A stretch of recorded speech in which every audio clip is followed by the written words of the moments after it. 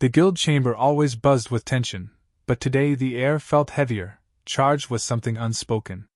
The mercenaries gathered were hardened veterans, beings who had carved reputations through violence, raids, and wars across 1,000 systems. They were the galaxy's apex predators, paid to fight battles no government wanted to admit existed. Yet when a new contract appeared on the central holo display, the entire hall fell silent. It wasn't the payment that froze them. It was the name attached to the target. Deathworlder Special Forces. Even the youngest recruits understood the weight of those 3 words. Fighting pirates, warlords, or rogue empires was routine. Hunting Deathworlders was different. It wasn't a job, it was a death sentence disguised as bravado. The guild master, a towering Vrakoth whose armor was forged from the bones of his prey, tried to hide the tremor in his voice as he announced the mission. His species feared nothing, yet even he avoided direct eye contact with the contract details. A dozen veteran mercenaries exchanged uneasy glances, each remembering stories they were taught to dismiss as myths. These weren't tales of overwhelming human firepower or planet-cracking weapons. No, the stories that truly terrified them were quieter. They described humans who didn't run when cornered. Humans who refused to surrender even when outnumbered. Humans who could endure pain levels that would kill most species within minutes. Legends said Deathworlders weren't fearless. They felt fear, acknowledged it, then moved anyway. At the back of the hall, a scarred Zolarian tactician shifted uncomfortably. Years ago, his squad accepted a simple recovery mission on a human frontier world, expecting minimal resistance. Only 2 returned, and neither ever spoke of what happened. One retired into isolation. The other abandoned mercenary life entirely. Their silence said more than any debrief ever could. A has-carried berserker, known for tearing armored foes apart with raw strength, lowered his gaze as memories resurfaced from an encounter decades past. He had fought against dozens of species, but humans were the only enemy that forced him to retreat. He remembered how a small unit of Deathworlder operators moved through the battlefield with absolute precision, coordinating without words, adapting faster than any algorithm. They weren't stronger. They weren't more advanced. They were simply impossible to break. Across the chamber, a Keltrin infiltrator raised a trembling hand. She asked the guild master the question no one wanted voiced: why accept a mission involving humans at all? The guild master responded with a bitter truth. Refusing a contract placed the guild on the client's blacklist, and the client was a powerful syndicate capable of wiping out their entire operation. They were trapped between 2 threats, one political, one biological. The room remained dead silent, each mercenary weighing which fate they feared more. Whispers rippled through the crowd as old rumors resurfaced. Stories of humans surviving environmental hazards that killed entire alien platoons. Tales of human soldiers fighting through injuries that should have incapacitated them. Reports from black market analysts detailing human combat strategies that made no logical sense but somehow worked flawlessly. Words like unpredictable, adaptive, relentless echoed with growing dread. Many species relied on superior strength or superior intellect to dominate enemies. Deathworlders combined both with a terrifying level of instinctive aggression honed by a planet that evolved them to survive anything. To mercenaries, humans were an anomaly in warfare, a variable no one could control. Still, the contract was accepted. Greed and pride pushed several mercenaries to volunteer, though everyone in the hall recognized false confidence when they saw it. Behind their masks of bravado, each one felt the same tight pressure in their chest. The guild master authorized the operation, but not before issuing a rare warning: no unnecessary confrontation, avoid direct engagement, and retreat if signs of human operators were detected. It wasn't courage, it was survival. As the meeting adjourned, the guild hall emptied in uneasy silence. The bravest mercenaries moved with stiff shoulders, while the lesser-known recruits whispered prayers to their respective deities. Not a single being walked out without imagining what their first encounter might look like: a shadow in the dark, a calm voice in chaos, a pair of human eyes calculating every movement. For the first time in decades, the galaxy's most feared mercenaries wondered if they were the hunters or the prey. The mercenary strike vessel descended through the atmosphere with the confidence of predators entering familiar hunting grounds, yet none of the crew voiced the unease lingering in their minds. The human frontier colony below appeared peaceful from orbit, no defense grid active, no distress signals, not even a hint of movement. It was too perfect, too undisturbed for a site supposedly attacked weeks earlier. The mission briefing claimed the colony held valuable intel, and the mercenaries were to extract it before human forces returned. But the stillness spreading across the landing site made even seasoned killers question whether the real objective was something else entirely. When the ramp hissed open, the team expected scattered civilians or militia resistance. Instead, the settlement looked frozen in time.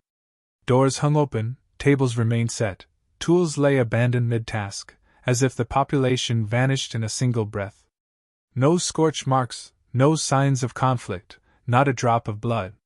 It was the kind of silence that didn't belong on a living world. The squad leader signaled a perimeter sweep. As the team advanced through the empty structures, their equipment began acting strangely. Sensors flickered, motion trackers displayed ghost signatures, and comms developed a faint static that grew louder with every step. The tech specialist tried recalibrating, but the interference didn't originate from the colony. It came from something adapting to their systems in real time. That realization made even the most hardened warriors pause. Something was watching them. Inside what appeared to be a command center, they found the first sign that humans had been there recently. On a metal table sat a single military ration pack, unopened but still warm. It was placed intentionally, like a message. The mercenaries scanned for thermal residue, but the readings showed nothing. Whoever left it had done so minutes ahead of their arrival yet left no trace. A whisper of doubt spread through the group. Humans were notoriously sloppy with their gear, unless those involved were special forces. Those humans treated every object as part of the battlefield. Farther into the colony, subtle anomalies grew more pronounced. A door that should have been jammed slid open effortlessly. A power conduit that should have been cold hummed softly. The mercenaries' instincts told them none of this was natural. They were being funneled, moved along a path chosen by someone who understood their tactics. Small, almost unnoticeable details reinforced the dread. Footprints that didn't match human weight distribution. Strands of fiber caught on sharp metal, sliced deliberately. A discarded glove placed at an angle traced directly toward an alleyway, an obvious lure, too obvious for seasoned mercenaries to fall for. Yet ignoring it made their nerves strain even more. Whether they followed or resisted, humans controlled the flow. The first disappearance shattered any illusion of control. One moment, a rear-guard mercenary monitored the path behind them. The next, he was gone. No sound, no flash, not even a scream. His tracker pinged for 1 second before cutting off completely. The squad froze. They executed immediate protocol, tightening formation and drawing weapons, but the attacker left no trace. The absence of violence was more unnerving than an ambush. It meant the humans had chosen not to kill. They were studying the group, measuring them, deciding when to strike. Lights in the settlement flickered at irregular intervals, creating moving shadows that disoriented the aliens. A sound emitter placed somewhere beyond their reach pulsed with faint, rhythmic taps mimicking footsteps. The noise shifted unpredictably, never allowing them to triangulate its source. It was psychological warfare executed with surgical precision. The mercenaries had used similar tactics on lesser species for centuries, but never experienced it turned against them by a foe who understood fear on a deeper, instinctive level. When the squad reached the outskirts of the settlement, they saw the final sign that confirmed the truth. A single human knife was embedded in the dirt, not as a threat, but as a marker. Next to it lay a small data chip containing coordinates. The humans weren't hiding, they were guiding. The mercenaries understood the implication immediately. They weren't tracking humans. Humans were tracking them. Every step the mercenaries had taken since landing was predicted, planned, and controlled. With their extraction point still hours away and their numbers already reduced, the squad realized a harsh truth rising like cold iron: the hunt had reversed. Deathworlder special forces weren't running from them. They were closing in with a patience that felt inhuman. The mercenaries had walked into the kind of silent battlefield humans designed with terrifying purpose, and now escape was no longer guaranteed. The mercenary squad leader had survived wars that turned continents into wastelands, but nothing in his lifetime prepared him for the moment the Deathworlder finally revealed himself. It happened without theatrics, without sound, without the dramatic flair lesser species relied on. One heartbeat the alley was empty, the next a human operator stood at the far end, posture steady, weapon lowered, gaze unreadable. The leader didn't even register how he appeared, just that he was suddenly there, as if the darkness decided to manifest a shape. Instinct told the alien to raise his rifle, yet something in the human's presence stopped him cold. Not fear, recognition. He was facing a being who understood violence not as chaos but as a language spoken fluently. The operator didn't posture or threaten. He simply tilted his head, assessing the squad leader as if calculating probabilities. His breathing was calm, almost meditative, in stark contrast to the alien's spiraling pulse. In that silence, the leader realized why Deathworlders terrified entire nations. They carried themselves like creatures forged by constant danger, yet tempered by a restraint no mercenary could imitate. A human trained for high-risk operations wasn't fearless. They were disciplined enough to act despite the fear. When the human finally spoke, his voice was steady, low, and disturbingly neutral. He asked the mercenary why their guild kept accepting contracts involving human territories. There was no anger, no intimidation, just curiosity guided by absolute control. The leader tried to respond with bravado, but the operator's eyes dismantled every lie before it formed. Human eyes were unsettling, not because of shape or color, but because they revealed a mind that adapted every second, analyzing body language, heart rate, breathing patterns, and micro-expressions automatically. The alien felt naked under that silent scrutiny. The operator stepped closer with quiet, measured steps. His movements were efficient, devoid of wasted motion, as if his entire life had been refined by training and environment. He explained that humans evolved on a planet that punished hesitation. Every creature was a predator or a threat. Every climate shift demanded instant adaptation. Every survival decision shaped instincts that no simulation could replicate. Deathworlders weren't superior because of technology or strength. They were superior because they were shaped by a world that demanded creativity, endurance, and relentless determination. The leader felt his courage slipping. Not because the human threatened him, but because he didn't. Mercy from a being capable of ending him effortlessly was far more terrifying. The operator continued, describing how human special forces trained to remain calm under situations that shattered other species.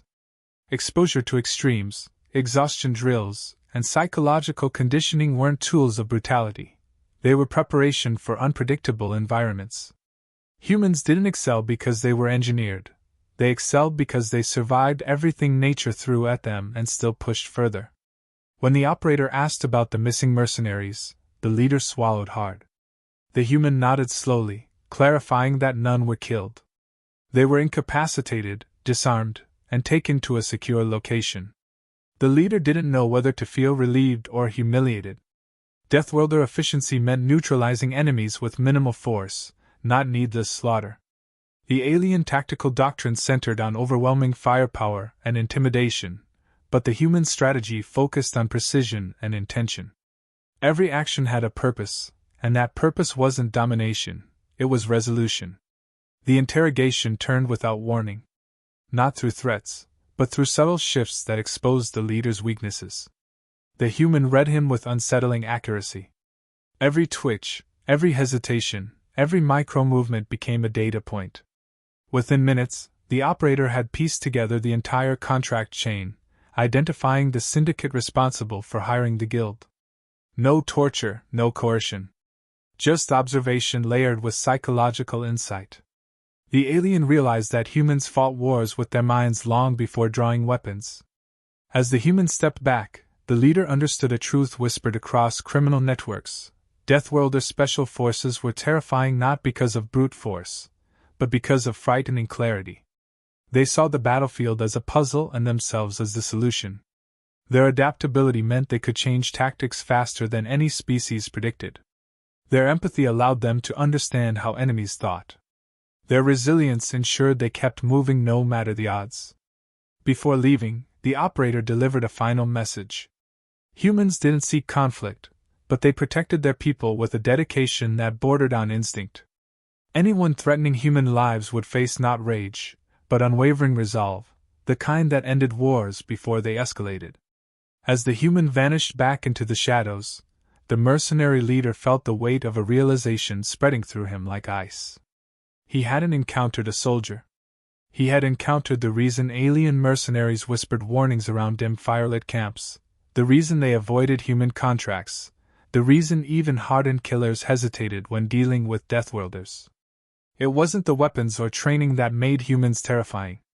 It was the understanding that once humanity committed to a fight, retreat was no longer an option, for either side.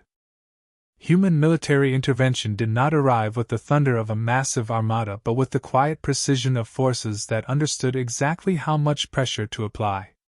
Hours after the operator extracted every detail from the mercenary leader, the sky above the frontier world shimmered as a small formation of human ships exited FTL.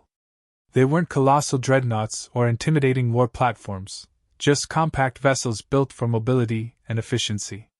Yet the moment their signatures appeared on scanners, mercenary command posts across the sector erupted with alarms. The ships moved with a confidence that suggested complete control of the battlespace, as if every variable had been calculated before their arrival. The mercenaries had always taken pride in overwhelming numbers, believing a vast fleet could crush any resistance. But as their vessels scrambled into attack formation, something unexpected happened. Their targeting systems glitched, propulsion commands lagged, and communication relays degraded into bursts of static. Panic rippled through their ranks as they realized the disruption wasn't environmental. It was electronic warfare keyed specifically to their technology. The humans hadn't even fired. They simply switched on an interference field that neutralized half the guild's fleet before the battle began. On the ground, additional operators emerged from hiding, each moving with deliberate coordination. They operated in small units, yet their movements appeared synchronized across kilometers of terrain, as if responding to the same silent tempo. They breached mercenary encampments simultaneously, each strike occurring at precise intervals calculated to shatter cohesion. Automatic turrets were disabled with targeted EMP bursts. Armored vehicles stalled mid-turn. Command officers found themselves isolated without knowing when the perimeter had fallen. What unsettled the mercenaries most wasn't the physical losses. It was the revelation that the humans knew exactly where every mercenary asset was located. Weeks of planning, relay stations hidden in asteroid belts, encrypted data caches, and secret smuggler routes were exposed in minutes. The guild's tactical officers stared in disbelief as human interference maps highlighted all the locations they believed undiscoverable. The conclusion was inescapable. The humans had been observing long before the first ship was dispatched. In orbit, the guild's flagship attempted to rally its forces. Its commander issued orders with increasing desperation, urging captains to regroup and retaliate. But his voice cut out mid-sentence as a single human corvette accelerated with impossible agility, slipping past defensive fire and positioning itself directly in front of the flagship's bridge. Instead of firing, the corvette projected a narrow-beam signal containing encrypted instructions. Moments later, every mercenary vessel received a system alert: non-lethal override engaged. Engines, weapons, and shields powered down in perfect unison. The humans had infiltrated their systems so thoroughly that resistance became meaningless. On the surface, chaos turned into silence. Mercenary squads tried to form defensive lines but found their energy weapons unresponsive, and their drones frozen mid-hover. The humans surrounded them without firing a single lethal shot. Operators moved through the battlefield like phantoms, securing prisoners, extracting data cores, and disabling remaining infrastructure. Every step demonstrated the kind of control that only came from preparation far beyond mercenary capabilities. The squad leader who had encountered the operator earlier was escorted to an extraction point. He expected execution, but instead witnessed something unimaginable. Human commanders were organizing evacuations for civilians and even stabilizing injured mercenaries. It wasn't kindness, it was discipline, a strict adherence to objectives without indulging in unnecessary destruction. This restraint unnerved the aliens more than brute force ever could. A species capable of overwhelming them so easily yet choosing not to kill them was far more dangerous than the rampaging conquerors the galaxy was accustomed to. Above the planet, mercenary ships drifted helplessly as human vessels moved between them with quiet efficiency. In less than an hour, the Guild's once feared fleet had been rendered powerless. Operators transmitted final confirmations to their command, all objectives secured, no casualties inflicted, complete dominance achieved. The Guild wasn't defeated through destruction. It was dismantled through strategy, foresight, and flawless execution. The mercenaries, stripped of their weapons, their confidence, and their illusions of superiority, finally understood why their entire profession whispered warnings about Deathworlder special forces. The humans didn't need overwhelming force. They only needed intention, and once they committed to an operation, the outcome was predetermined. The remnants of the mercenary guild gathered in a fortified chamber aboard their crippled flagship, every surviving officer weighed down by the crushing realization that nothing they once believed about humans had prepared them for this. Their empire of violence, built on intimidation, speed, and overwhelming force, had collapsed in a single day without the humans needing to fire a lethal shot. The guild master stared at streams of data showing disabled fleets, neutralized supply chains, and grounded war bands. Every hidden asset had been exposed with unsettling precision. What frightened him most wasn't the defeat but the method, humanity's calm, calculated dismantling of their entire organization as though it were a simple equation being solved. Across the chamber, officers whispered about the human broadcast that now looped through every mercenary channel. It didn't threaten retribution, nor did it gloat. It was a simple message delivered in a steady, unwavering voice. Humanity had traced the chain of contracts leading to the mercenary assault on their frontier world. They had identified the syndicate responsible, the financial conduits used to transfer payment, and the autonomous cells orchestrating attacks across the outer sectors. The broadcast explained that humans were not seeking domination, only stability. They responded because someone endangered their people, not because they desired conquest. The tone lacked anger entirely, which made it more chilling. Humans didn't need rage to mobilize. They acted out of principle. The guild master listened closely, analyzing every word. Humans made no demands for tribute, territory, or political concessions. Instead, they issued a stark reminder: aggression against human civilians would never be tolerated. If provoked again, the response would be decisive and absolute. The guild master had heard declarations from empires, tyrants, and coalitions countless times, but the human message struck differently. It wasn't rhetoric. It was a statement of fact from a species that had demonstrated exactly what it was capable of accomplishing without raising its voice. He looked around the room, seeing the dawning awareness in the faces of his officers. They finally grasped the truth mercenaries had dismissed for generations. Humans were not feared because they were unstoppable brutes. They were feared because they were almost impossible to outthink. Their ability to coordinate across multiple domains, psychological, technological, tactical, turned every battlefield into terrain shaped to their advantage. Deathworlder evolution had sculpted them into beings who learned fast, adapted instantly, and refused to break under pressure. Special forces took these natural traits and refined them into something terrifyingly effective. Moments later, the chamber doors opened and a human representative stepped inside. Not armored, not armed, not flanked by soldiers, just a single operator escorted by quiet confidence. The room tensed, but the human simply surveyed the faces around him before delivering his final statement. He reiterated that humanity sought no war and no control over mercenary operations outside its borders. But the Guild had crossed a line by accepting a contract targeting innocent colonists, and lines had consequences. The operator explained that every mercenary captured during the operation would be treated humanely and returned once the Guild formally dissolved. It wasn't mercy as the aliens understood it. It was accountability enforced by restraint. The guild master asked, voice low, why humans showed such relentlessness in battle yet chose to spare their enemies. The operator responded with clarity that left the room silent. Humans fought fiercely because they understood loss on a visceral level. Their instincts drove them to protect, not to conquer. When threatened, they committed fully, not out of bloodlust but because ensuring safety required eliminating uncertainty. Violence was never their first choice, but once drawn into conflict, they ensured it would be their last. The representative departed as quietly as he arrived, leaving the guild leaders with a truth none could deny.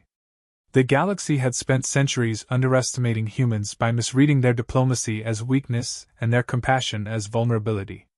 Now, in the aftermath of a single coordinated response, the mercenaries understood what made Deathworlder special forces a nightmare whispered around military fires.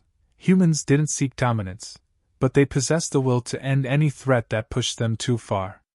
With their fleets disabled, their networks exposed, and their command structure dismantled, the guild voted unanimously to dissolve. Not from fear of annihilation but from recognition that continuing their operations would eventually provoke humanity again, and surviving a second encounter was unlikely.